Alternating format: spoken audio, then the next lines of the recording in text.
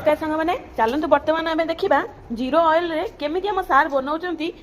भजा से जन्नी पोटल आलू ये सब जीरो ऑयल रे भाजिकी खावाई सब पिला कहते प्लस निजे भी खाऊँ तो बर्तमान आम देखा से केमी बनाऊँ सार आप कहे कि आमर जीरो ऑयल रे जन्नी पोटल आलू भजा हम आ जीरो ऑयल केमती भजा हुए से वीडियोटा आपको देखेबी आम सहित कंटिन्यू रुहतु आ वीडियो लास्ट पर्यटन देखते जमी भजा हुए सेमती भी जन्नीटा गोल गोल कर कटा हम नहीं आलूटा को आम गोल गोल कर काटिना जमी जन्नी कटा होता सेमती गोल गोल कर काटिदेव भी सेमती पतला पतला कर गोल गोल कर काटिदेव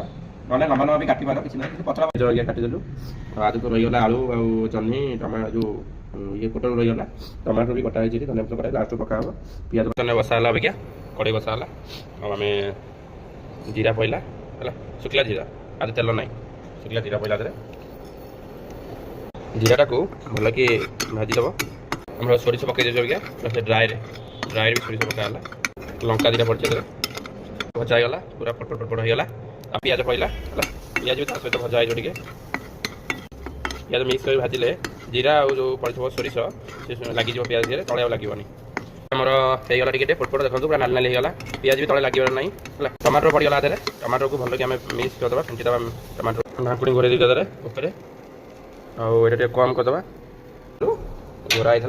देखो पूरा ड्राए हो फिर टिके भी लगे आधे है तब तब पचा पानी देले पिजटा जो ये हो देख पूरा ड्राए होता आम आप रखे जोटा आम काटी परिवा से परिवा आगे पकेबा आधे गटा होता परिवा आधे लुण पकेलु आम जी लुण दरकार से लुण पकेब घोरे देलु ताको परिवा पकई घोरा किसी समय 5 मिनट छाड़िया ताको चलन देखा कौन है अलरेडी 5 मिनट 7 मिनट है आम बसईलु आम देखूँ ये पूरा